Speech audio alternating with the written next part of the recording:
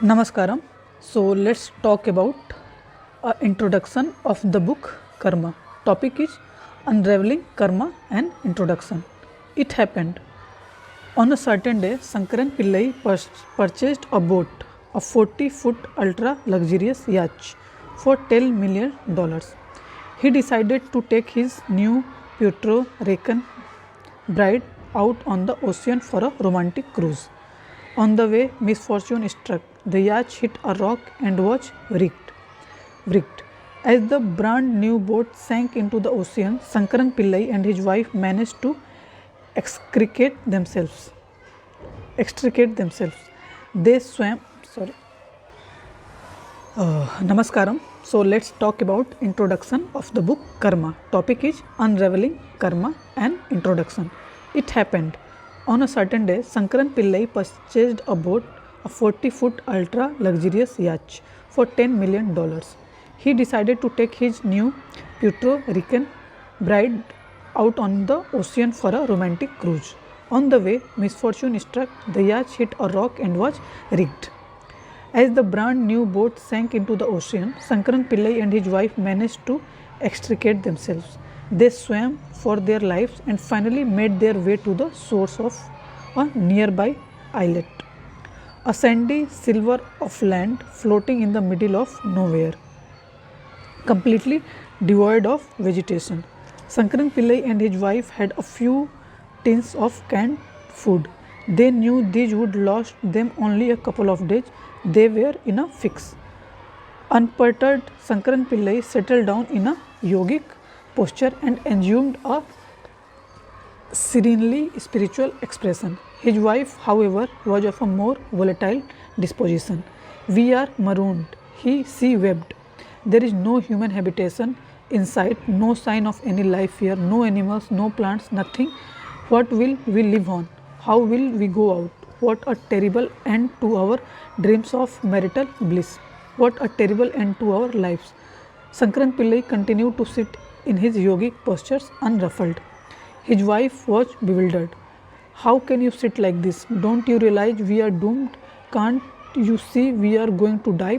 Sankaran Pillai looked at her with calm compassion. "My dear, don't distress yourself," he said. "What I did not tell you before our wedding is that I have a history. I had previously availed myself of a student loan when I was studying in Tennessee. After my studies, I went to New York without repaying the loan. I was caught by my creditors 3 months later, but I managed to elude them and went away to California.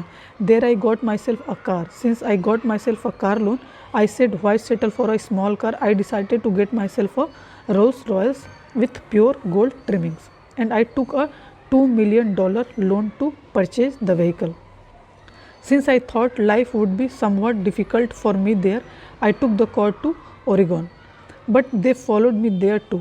After that episode, I took a home loan for $5 million. I then happened to go to Mexico, but they followed me there 6 months later. After that, as you know, I married you and bought this yacht in Texas for $10 million. I haven't paid the first installment yet, so don't worry, stay calm, don't panic, they will find us, they always do." Sankaran Pillai's faith that he would be found, or more accurately, his realization that he could never escape his creditors, is a phenomena that the rest of the world know by another name, karma. The inescapable basis of our lives, the mechanism that decrees that we cannot evade the consequence of our own actions, the cycle that appears to follow us grimly and inexorably wherever we go. Although the word is Indian in origin, karma is now a term that has invaded every dictionary. It is not merely the stuff of metaphysical tomes and academic treatises. It is instead a term that has pervaded lexicons across the world, from the exoteric to the pop. How did this Sanskrit term enter every single language in the world? How do we account for its extraordinary popularity, its capacity to endure across the centuries? There are many possible ways to explain this, but perhaps the primary explanation is just this: karma is the only concept in the world that addresses human perplexity in the face of suffering. It is the only logic that explains the seeming arbitrariness of the world we live in. How else do we understand the pervasiveness of human anguish? How do we explain the horrors of war and terminal illness, the mute agony on the faces of starving children and traumatized prisoners, the unending catalogue of savagery and conflict that has been the human experience for as long as we can remember? Moreover, how do we answer these ancient questions? Why do terrible things happen to good people? Why does fortune so often favor those who seem cruel or unkind or the morally compromised? Why do life circumstances seem so random and capricious? Why does it feel sometimes that God, if one exists, must be playing marbles with the world? Why does the universe so often seem such a hostile, lawless, ungoverned place? Perhaps no other word answers that bewildered human why as well as karma has or can. For too long, the word has been either grote- uh, grotesquely oversimplified or necessarily mystified. It is time to explore the concept more deeply. It is time to unpack the most overused, abused, and yet indispensable word in the spiritual vocabulary of the world. It is time to examine how karma is connected to some of the most vital areas of human inquiry, the meaning of life, and above all, how to live it. This book hopes to be both the exploration and a guide, offering the readers key to living intelligently and joyfully in a challenging world. In the process, it seeks to restore the world karma to its original transformational potential. It hopes to peel off accretions of misunderstanding and look at karma in all its pristine power and with all its explosive resonance. Throughout the book, I will outline a series of sutras to help you navigate the world of karma. Sutra literally means thread. Nobody wear a necklace for the sake of the thread, but without a thread there can be no necklace. In the yogic culture, a guru traditionally offered students a spare thread of guidance to navigate their way through life. But this volume hopes to provide readers both guidance and detailed exposition of the subject of karma. It offers both pointers and the big picture, in other words, hopefully both thread and necklace. This book is divided into three parts. The first explores karma as a source of entanglement, the second explores the possibility of freedom from the entanglement, and the third addresses frequent questions about the subject. Part 1 examines the intricate working of the karmic mechanism, one that is far more complex than most people realize. Part 2 introduces the notion of karma yoga, ways to address and handle karma, as well as to liberate oneself from it. There is a pragmatic orientation to this section, but yoga is a science that cannot be imparted in its profundity by a book. It requires commitment and training under a spiritual master to be truly transformative. A book can, however, illuminate and inspire a potential path, and this is what this section hopes to do. A word of caution: you may find as your journey deeper into this book that you encounter various technical terms, but do not lose heart. Karma is not a poetic subject, it is a complex domain, one that involves precise, even clinical concepts and distinctions. Yet neither is karma a sterile theme. It is the basis of human existence, a life and death issue. In fact, there can be nothing narrowly academic about such a discussion. Several chapters in part 1 and 2 are interspersed with sections called sadhanas. In Sanskrit, sadhana means a device or tool. These tools offer you an opportunity to put into practice some of the insights you encounter in each chapter and to test them in the laboratory of your experience. Part 3 is devoted to question. These are searching, heartfelt questions, questions that I have been asked to in programs and conversation over 3.5 decades. Questions that recur simply because human curiosity about karma is lingering, persistent, frequently urgent. The confusion about the subject is genuine, the longing for clarity equally authentic. Perhaps some of these questions will resonate with you, others may actually sounds like your very own question. Very few questions since the dawn of the time have been truly new. The context and specifics may change, but the need to make sense of the world of pain and injustice continue to stay relevant, while the human thirst to fathom the mystery of life will endure until the end of time. So let us unravel karma. So this is the end of the introduction part. Namaskaram. Let's talk about the book Karma. So before the part 1 of the book, a note to the reader is given. Okay, so I read that note and I put it in a small video form. So let's talk about it. Topic is a note to the reader. The word Sadguru, as often point out, means an uneducated guru. An uneducated guru does not come from accumulated scriptural information, but from a moment to moment inner knowing. I come therefore from a place of direct experience, not second hand knowledge. My approach to karma therefore is not and has never been that of a scholar. When I speak of karma, I am not drawing on doctrine. I am drawing on perception. Conceptual knowledge is the way of the academic. Perceptual knowledge is the way of the yogi. Part 1 of this book explains karma in all its complexity and multidimensionality. It may seem to deal with pure concepts, sometimes challenging ones, but I want to emphasize that these are not abstruse theories, but rather direct insights into the actual workings of karma. This is a section for the thirsty. It is for those who have nursed questions over the years, questions such as what is karma? How does it accumulate? What makes the machinery work? When did this whole complicated and crazy cycle begin? It is for those who aren't looking for mere user manuals, but for a glimpse into the very mechanics of the karmic wheel.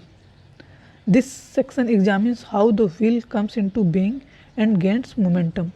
It leads you step by step into the subject of karma, what it is, how it accumulates, the many ways in which human personality is shaped, the incredibly vast reservoir of memory that every individual carries, the role of volition, the subtle ways in which karma adheres to us even when we seek to free ourselves of it. Spiritual seekers usually want to shed their karma, but it is important to remember that karma is not our enemy. It is not necessary to eliminate all karma to lead a life of well-being. Indeed, we would not be able to live without karma, for human life is sustained by it. At the same time, karma can become wounding and deeply entangling if we do not learn how to handle it. The yogic system gives no commandments whatsoever. It leaves you free to choose whether you want to generate positive karma for the future, distance yourself from your karmic package, or dissolve it altogether. Even as this book explores and outlines these various possibilities, the choice is yours. If you find your foot recurrently crushed under a wheel, the problem is not with the wheel. The problem is that you have no clue how to ride it. The aim of this book is not to reinvent the wheel, but to suggest ways to ride it joyfully toward the destination of your choice, secure in the knowledge that you are in control of your own journey. So this is the end of the note. So I hope you understand something out of it, and keeping this in line when you reading the part 1 of this book, because a very important points are noted in this reader's manual, so that you can learn the next part in a better manner. So I hope you love it, you enjoy it. Namaskaram. Namaskaram.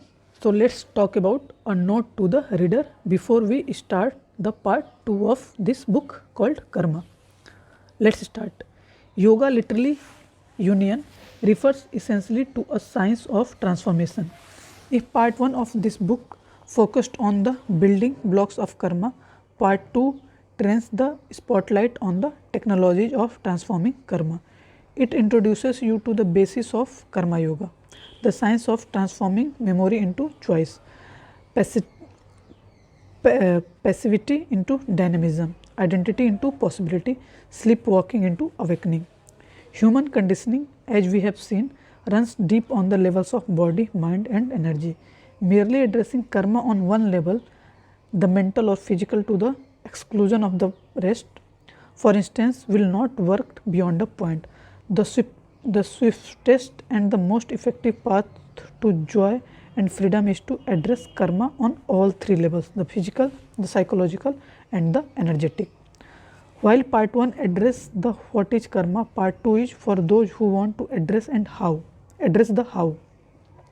It is for those who want to know how to decondition the body, how to rewrite the repetitive and unoriginal life narratives authored by the mind, how to conquer the unconscious blocks and uncontrolled oscillations in the energy system in order to harness its transformative potential. This book is about demystifying concepts but not about denying them their mystery.